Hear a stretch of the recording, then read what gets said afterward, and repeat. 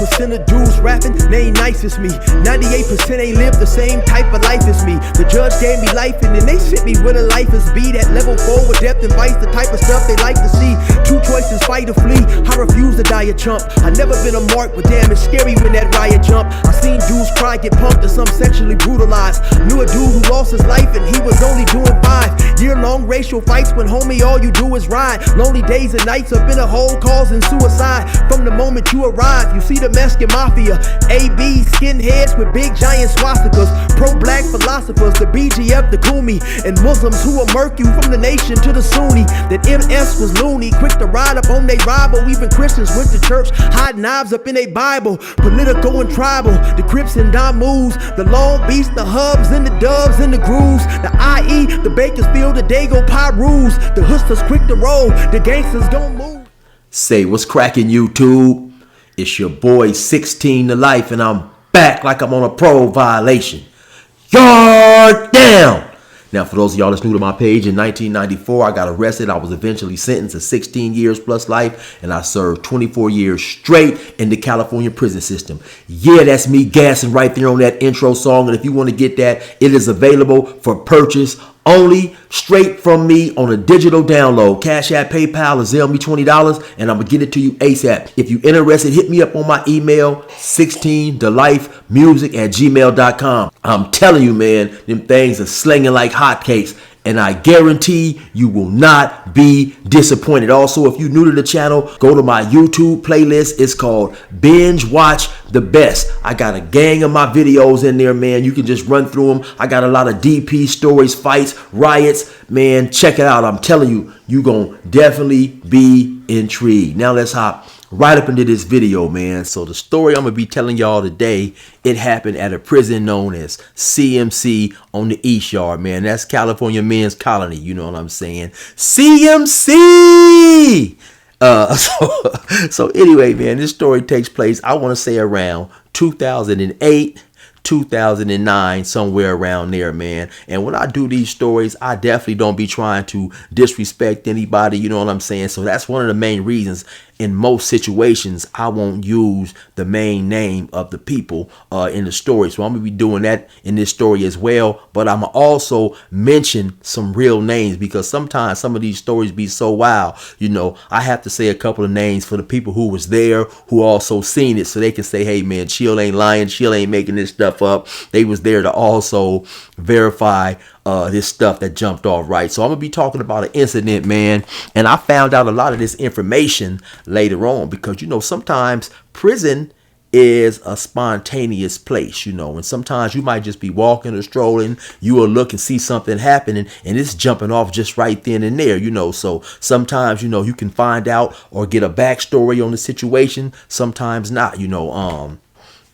Due to the fact that I was close to a couple of individuals who happened to witness this situation, later on I was able to get a background story, but initially I just walked up when this stuff was taking place, right? So the dude in the story, man, from Rolling 60s, I'm gonna just call him Spot. Yeah, I'm gonna just call him Spot, man. And the other dude, the JCat, I don't even remember his name, right? So I'm gonna just refer to him as the JCat or Dr. Jekyll and Mr. Hyde. Now, real quick, I believe what a JCat is, it's a term used that was derived from California prisons when a dude might have seemed mentally unstable. They labeled him as category J, and sometimes, you know, it might have meant he was maybe too unstable to stay on the yard or whatever it was, right? But that's how the term eventually came about of you know, that dude is a JCat, basically meaning that dude is a little crazy,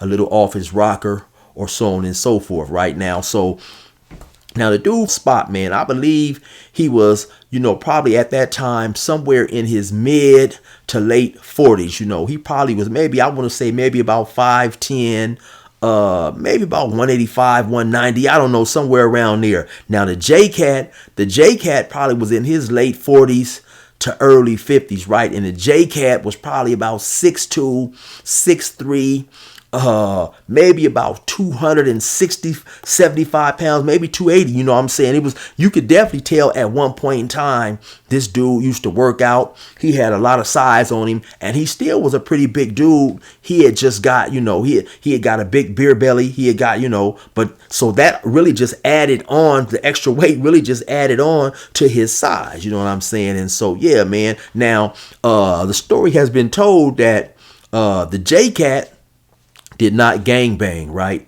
But he did have a brother who was a known dude from Raymond Avenue CRIP, 120 Raymond, right? So it is said that now when the JCat was taking his medication, because they said he was on some type of meds, but it was said that now when the JCat dude was missing his medicine and he was going through those little episodes, then he suddenly would tell cats he was from 120 Raymond. You know what I'm saying? And so on this particular day, I happened to go outside and I walk into, like I said, a situation that was already jumping off. But let me give you the backstory, to make the story kind of fit and flow more together, right? So now at CMC, the sales are already extremely small. These sales were the smallest sales that I may have ever seen, with the exception of possibly when I went through Chino for a quick layover, right? So now the dude Spot from Rolling 60s and the JCat dude, Dr. Jekyll, they were sellies, right? So they had been sellies for a while, to my understanding, and they was in there getting along good. You know what I'm saying? They was in there chilling, doing whatever they doing, right? So now I believe, I don't know 100%, but I believe possibly at some point in time, man, Dr. Jekyll stopped taking his medication and started maybe experiencing an episode or whatever, right? Because the story goes now, it's maybe about 2 or 3 at night, you know what I'm saying? And Spot is in there, he's in there sleep, you know what I'm saying? He's in there sleep, and all of a sudden he gets woke up because now Dr. Jekyll, who has not took his medication and suddenly turned into Mr. Hyde, he's in there, he's on one, you know what I'm saying? Like I said, the sale is already extremely small. Dr. Jekyll, Mr. Hyde, he is a relatively big dude, and so now when Spot wakes up, Dr. Jekyll then turned into Mr. Hyde. He's on one. He's in there. He got the headphones on his head. You know what I'm saying? He's fully dressed, and keep in mind it's 3 or 4 o'clock at night, right? He's in there walking around. He's sipping his coffee. He feeling himself.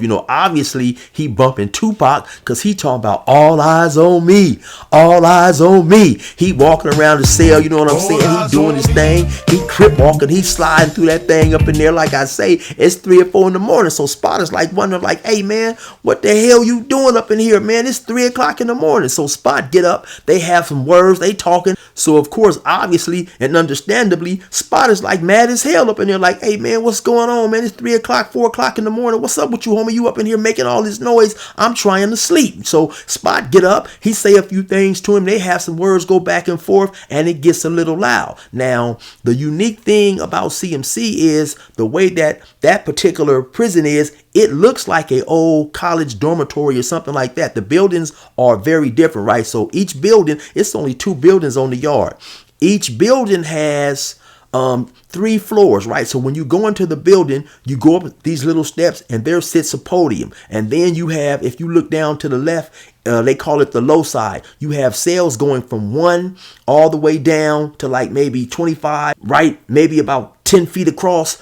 There are more cells coming back up from like 26 to 49, and that's called the low side. And then you go across the hall, then it'll start at 50, it'll go all the way down to maybe like 75, then come back up again, to like 99. And so it's almost like a little college dormitory hallway type thing. And so the 2 officers, they'll sit there at the podium. And so especially at night, if you're in there having a loud conversation, it can be easily heard. So at some point in time, the CO walked down there, and he's asking those dudes, hey, what's going on? Y'all having a problem up in here or whatever. He says whatever he says. So whatever was said.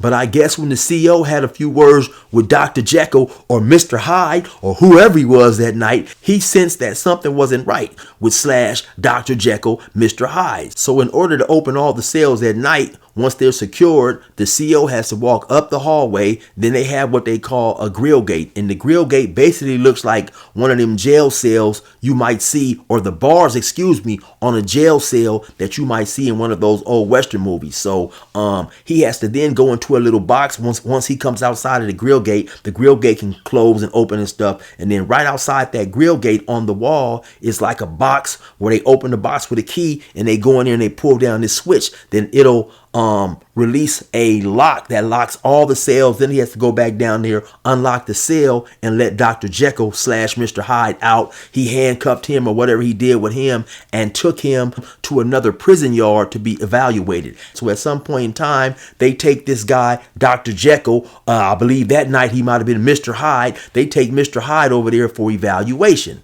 So I guess he had to go and stay over there 3 days, right? And so at some point in time, they came back to the dude from Rolling 60s, Spot, and told Spot to pack his property up, because they didn't know if he was going to come back or whatever. So now, as the story goes, instead of packing all his property up, the dude from Rolling 60s, Spot, he kept a lot of this dude's personal property, like his hot pot, possibly his Walkman, headphones, things that was very important to anybody that's doing time. And really, he should have packed all that dude's stuff and sent the dude's stuff along with the dude just in case he didn't come back. So for whatever reason, Spot chose to keep a lot of that dude's personal property, maybe assuming that the dude wasn't coming back. Who knows? And so it came out later, and the story goes that not only did Spot keep Dr. Jekyll, Mr. Hyde's property, but he was also sending messages over there, I guess, when Dr. Jekyll was inquiring about his property, basically telling him that he bet not come back, he gonna stab him, so on and so forth. So now let's fast forward to like 3 or 4 days later, possibly after all this stuff occurred, and I'm outside chilling and I walk upon a situation, right? So now I don't know what I was doing. I don't know if I was coming from the basketball court or whatever, but I went to go work out on the weight pal. Now at CMC East on A Yard, they had 2 relatively small weight pals for the blacks. One was for the Crips, one was for the Bloods. Now, even though people call them weight pals, basically all they had was some bars, some pull-up bars, dip bars, things of that nature. And so now that I think about it, the way that I was coming from, I more than likely was coming from the basketball court. Now, as far as I can remember, the weight pile was relatively empty with the exception of 4 individuals, man. You had the homie Nutbone from 190 East Coast. Yes, the very one and same dude who has Nutbone TV. So y'all definitely be sure to go check the homie out, man. Shout out to Nutbone. You had the homie Tiptoe from 1180 East Coast. He was out there working out. You had Black Ed from Rolling 30s. You had Poke from Rolling 30s. And you also had Spot from Rolling 60s. They was all out there working out. Now, originally, it was just those 5 individuals over there working out on the CRIP weight pal. So I guess at some point in time, Spot goes down to do a set of decline push-ups. So he puts both of his hands down on the ground and he puts his feet up on the bottom of the dip bar in order to do some push-ups. So I guess unbeknownst to him, unbeknownst to Spot, Dr. Jekyll / Mr. Hyde, because he definitely was Mr. Hyde that day, they had released him from that 3 or 4 day evaluation or whatever, and they sent him right back to the yard. And he mad as hell. So not only did he have to go to that evaluation cell for 3 or 4 days or however long it was, which probably was a cell that didn't have anything in it, and every now and then you would have individuals walk past there and look at him and make sure he was alive and okay. At some point in time, he realizes that he does not have all his property or whatever. So, he goes through that process. He convinces them that, I'm okay, I'm cool or whatever. And they release him back to A Yard. So I guess after he hit the yard, one of the first things he's trying to do is track down Spot and see what's cracking with his property. So I guess he's walking around looking for him. He may have went up to the cell, but I don't really know. At some point in time, though, Mr. Hyde makes his way over there to the weight pal. I don't happen to know if he's seen Spot already or he just walked over there or whatever and happened to run across him. But he got over there just about the same time when Spot was going down to do his push-ups. And Mr. Hyde is hotter than a road runner's rectum on a hot Texas Day in Red Rock, Arizona.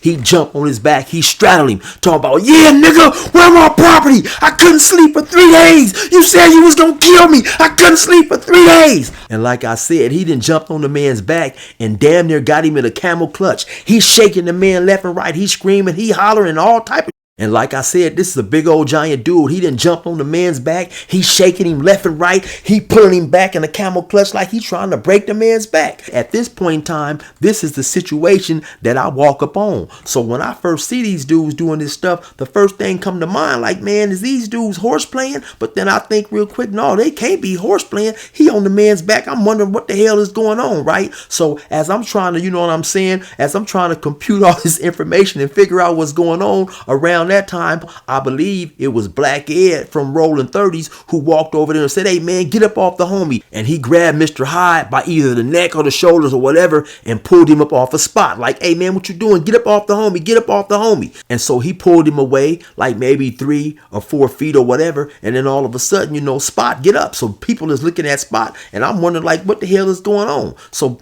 people looking like, damn, what's going on, man? And only thing Spot say, oh man, it's your set. Your set. He tells somebody else it's your set. Dudes is looking like, what's cracking? What y'all got going on? You know, he like, oh man, don't trip. I got something for him. I got something for him. It's your set. Go ahead, homie. Your set. Your set. You know, so he's telling one of these other dudes, basically, man, I ain't tripping. Go ahead and do what you do. But like I say, also, Mr. Hyde is irate. Like, no, man, you talking all that stuff. You talking all that stuff. What you want to do? What you want to do? Now he trying to walk up and like basically get Spot. You know, he like, yeah, nigga, what you want to do? You can't see me, nigga. He said, man, it take 2 60s to make 120. So basically what he was referring to, he's gang banging again. Like I said, man, once he's on his medication, he's a civilian. When he's off his medication, he from 120 Raymond. So basically he said, man, it take 2 of y'all to make 1 of me. So what you want to do? What you want to do? So Spot is like, oh man, yeah, don't trip, man. I got something for him. I got something for him. So at some point in time, man, the situation calmed down a little bit.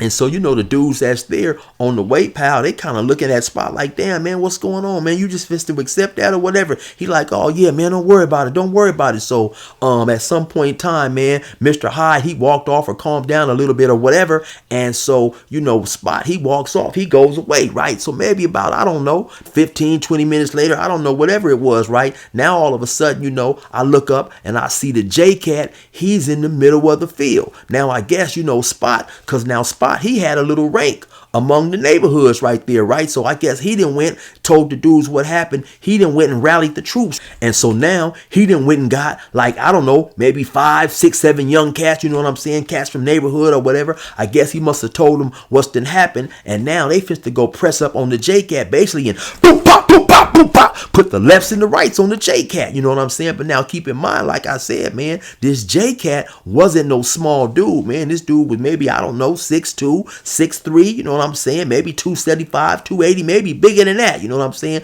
But you can definitely see this dude had some size and he wasn't going for whatever these dudes was coming with. So now he pretty much standing right there in the middle of the yard. You know, these dudes is trying to get around him and circle him like some hyenas, and he pretty much holding his ground like, come on, which one of y'all want it? Which one of y'all want it? Come on. You know, he's standing around looking like, basically, I'm just to make an example out of one of you dudes, you know, and they pretty much kind of like circling the dude, you know, and don't none of these young cats want to really run up on this dude, man, and be the first to catch the wrath of this angry ass JCat. You know what I'm saying? So he's standing there, like I say, he's spinning around on each one of them, you know, not letting them get close. He's standing his ground, man. So at some point in time, they must decide, oh man, this ain't worth it or whatever, because wasn't none of them young dudes willing to press up on this dude and catch no lefts and no rights. So they pretty much backed up off him. Now, I don't know however long it was. Now, this was maybe like somewhere around 12 o'clock where we had to go in and lock down for the 12 o'clock count, where they count the dudes that was closed bees, lock us down,